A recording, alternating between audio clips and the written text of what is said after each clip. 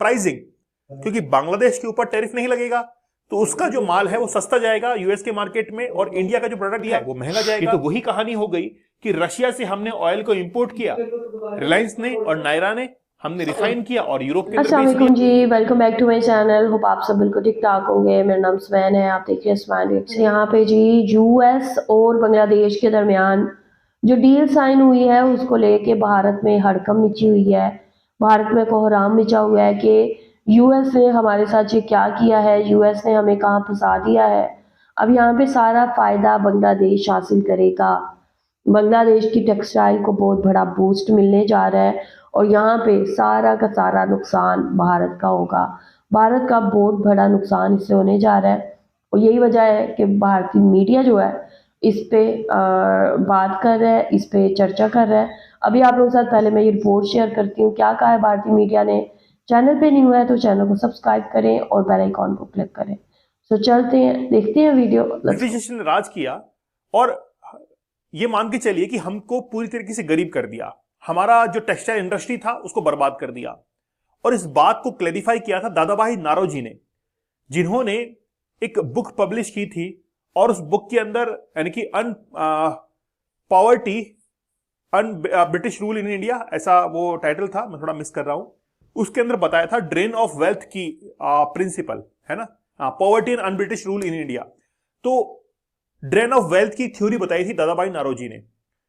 तो दादाभाई नारोजी से पूछा गया कि बताओ ड्रेन ऑफ वेल्थ कैसे हो रहा है, तो उन्होंने कहा कि हमारे वेस्ट बंगाल के अंदर, पहले बांग्लादेश भी भारत के अंदर ही शामिल था, कि यहां पर जो भी कॉटन वगैरह होते हैं उस कॉटन को ब्रिटिश बहुत सस्ते दाम में खरीदते हैं और उसको खरीद कर उसका शर्ट वगैरह बनाते हैं और भारत को ही बेच देते हैं। मतलब अगर 10 रुपए में माल खरीदा है तो उसका शर्ट वो बनाएंगे और उसी शर्ट को भारत में 200 रुपए के अंदर बेच देंगे। तो कच्चा माल तो हमारा ही था और शर्ट भी हमको ही बेच दिया। क्लियर है? अब एक्चुअली में क्या है कि यही टेक्सटाइल ट्रैप जो है वो इंडिया के लिए क्रिएट हो चुका है।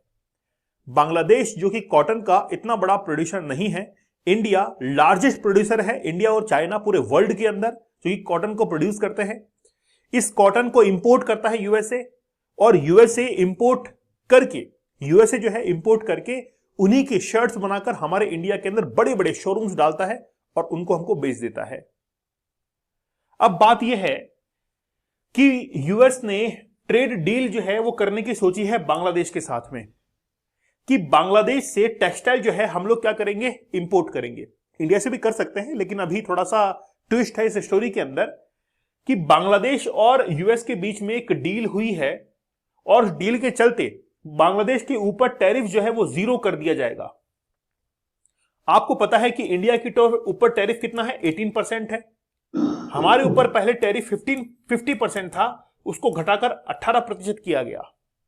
और हमारे जो टेक्सटाइल इंडस्ट्रीज थी वो इस बात को एंजॉय कर रही थी, सेलिब्रेट कर रही थी कि हमारा माल जो है यूएस के अंदर जाएगा, क्योंकि अब टैरिफ काफी हद तक कम हो गया है। लेकिन हमारा पड़ोसी देश बांग्लादेश के ऊपर टैरिफ 0 करने की बात कही गई टेक्सटाइल इंडस्ट्री के ऊपर, तो हमको एक गेम समझ में आया कि हम लोग एक ट्रैप में फंस रहे हैं। ट्रैप यह है कि बांग्लादेश के प्रोडक्ट्स के ऊपर 0 टैरिफ है और इंडिया के प्रोडक्ट्स के ऊपर 18% टैरिफ है, जो कि हमको कम लग रहा था क्योंकि पहले 50% था, पहले वो 50% था। इससे अब क्या होगा कि यूएस के मार्केट के अंदर जो भी टेक्सटाइल प्रोडक्ट्स जाएंगे वो बांग्लादेश का मुकाबला नहीं कर पाएंगे इन टर्म्स ऑफ प्राइसिंग, क्योंकि बांग्लादेश के ऊपर टैरिफ नहीं लगेगा तो उसका जो माल है वो सस्ता जाएगा यूएस के मार्केट में और इंडिया का जो प्रोडक्ट है वो महंगा जाएगा। हां, वहां के लोगों को अच्छी समझ होनी चाहिए कि वो क्वालिटी प्रोडक्ट को परचेज करें और उसमें इंडिया जीत जाएगा, लेकिन कॉस्टिंग भी देखनी पड़ती है। और बांग्लादेश के ऊपर 0 टैरिफ है। अगर मान लीजिए कोई माल 100 रुपए में यूएस क्या है बांग्लादेश का, तो इंडिया का बिकेगा 118 रुपए का। लेकिन जब ये प्राइस हाई होती है तो बहुत बड़ा डिफरेंस क्रिएट करती है बल्क के अंदर, होलसेल के अंदर। मैं बड़ा विस्तार से आपको समझाऊंगा मतलब क्या होने जा रहा है वो करने की सोची है। और इंडिया के ऊपर टैरिफ कम करके कितना किया, लोवेस्ट में 18% कर दिया।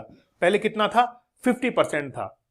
पाकिस्तान के ऊपर 19% है, चाइना के ऊपर 30% है और वियतनाम के ऊपर 20% है। अब बात यह है कि ये सारे जो देश हैं वो कॉटन का प्रोडक्शन करते हैं। अब कॉटन जो होता है वो एक फ्लावर होता है, फूल होता है, और कॉटन मेनली वहां पर होता है जहां पर थोड़ा गर्मी तेज पड़ती है। जैसे इजिप्ट के अंदर आप देखिए, इजिप्ट के अंदर आपको कॉटन इंडस्ट्रीज बड़ी ज्यादा तादाद में दिखेगी, क्योंकि वहां की जो नाइल रिवर है उसके नजदीक कॉटन इंडस्ट्री बड़ी पड़ी है, और वहां पर जब धूप गिरती है तो धूप से ये क्या होता है, कॉटन जो है वो सूख जाता है, जिससे कॉटन की क्वालिटी और अच्छी बनती है, क्योंकि मॉइस्चर होगा तो मॉइस्चर होने से चिपक जाएगा। और अगर मान लीजिए टेम्परेचर ज्यादा है, हीट ज्यादा है, तो ये खिला खिला फूल लगता है, जिससे बहुत अच्छे से इसका कपड़ा बनाया जा सकता है। और कॉटन मिल के अंदर स्पिनर्स रहते हैं, और वहां पर स्पिन करके बहुत सारे जो मजदूर लग के इनका कपड़ा जो है वो तैयार किया जाता है। ये प्रोसेस होता है इसका। पूरे वर्ल्ड के अंदर 25 मिलियन टन कॉटन का प्रोडक्शन होता है, और ये इसकी अलग अलग जो है कंटेंट होते हैं, क्वालिटीज होती हैं। चाइना सबसे बड़ा प्रोड्यूसर है। अब देखिए चाइना जो है 30 से 34 मिलियन बैल्स, एक्चुअली में क्या होता है कि ये जो टन्स के अंदर है वो बैल्स में काउंट होता है। पूरे वर्ल्ड के अंदर 120 मिलियन बैल्स जो है उसका प्रोडक्शन होता है, और 120 में से 120 जो बैल्स है उसमें से 30 से 34 मिलियन बैल्स जो है एनुअली प्रोड्यूस करता है चाइना, जो कि ग्लोबल मार्केट का 27% है। इंडिया 23 से 25 मिलियन बैल्स जो है वो प्रोड्यूस करता है, और इंडिया कंट्रीब्यूट करता है 20 से 25% पूरे ग्लोबल मार्केट के अंदर। मतलब इन्फ्लुएंस किसका है, चाइना का है और इंडिया का है। दो मार्केट हैं, दो बड़े प्लेयर हैं।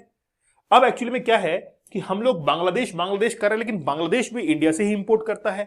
तो US is the top market for India's textile export. अगर इंडिया के टेक्सटाइल एक्सपोर्ट को देखें तो यूएस हमारे लिए बहुत बड़ा मार्केट है, हम लोग वहां पर सेल करना चाहेंगे। लेकिन हमारा प्रोडक्ट दो ही चीजों पर खरा उतरता है। पहला, क्वालिटी के ऊपर। इंडियन जो कॉटन मार्केट है उसने यूएस के अंदर अपने पैर जमाए, क्योंकि क्वालिटी बड़ी अच्छी है। दूसरा, प्राइसिंग काफी डाउन है।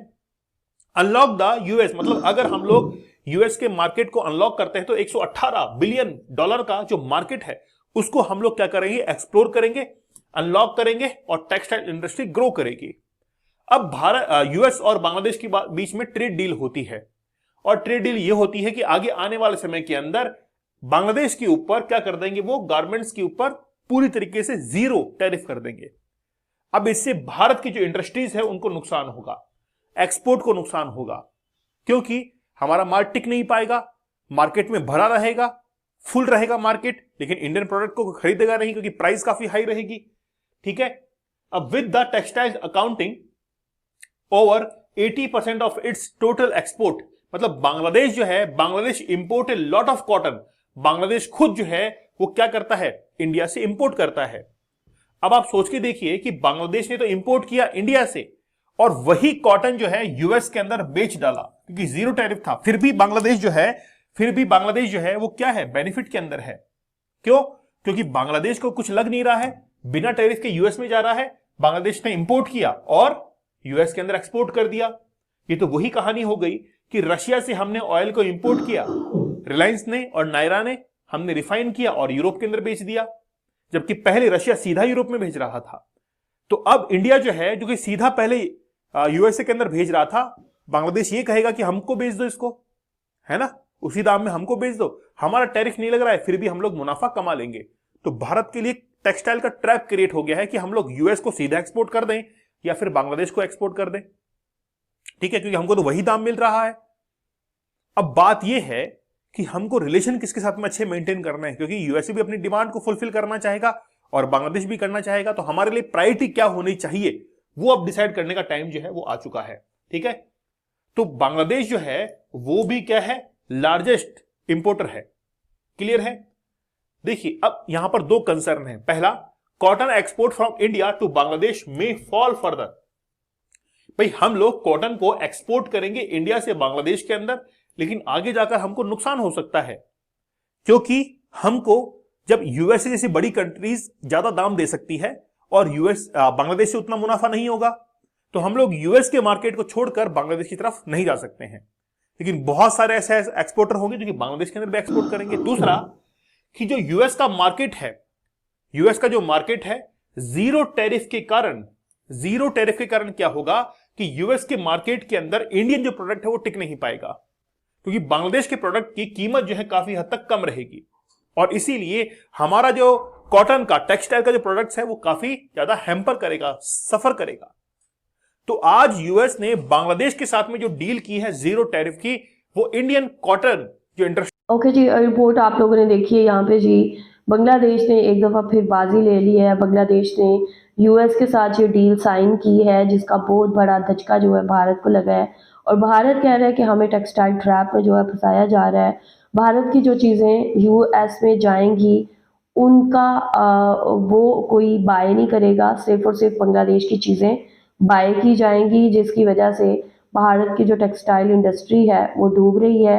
भारत को इसको इतना बड़ा नुकसान जो है वो झेलना पड़ेगा कि भारत की सोच है। तो यहाँ पे जी भारत और भारतीय मीडिया सर पकड़ के बैठ गए हैं और ये रो रहे हैं कि बांग्लादेश ने यूएस के साथ टेक्सटाइल की जो डील है, वो ट्रेड डील जो है वो साइन तो कर ली है, लेकिन यहाँ पे अब हमारा क्या होगा, सारा का सारा नुकसान जो है हमें उठाना पड़ेगा।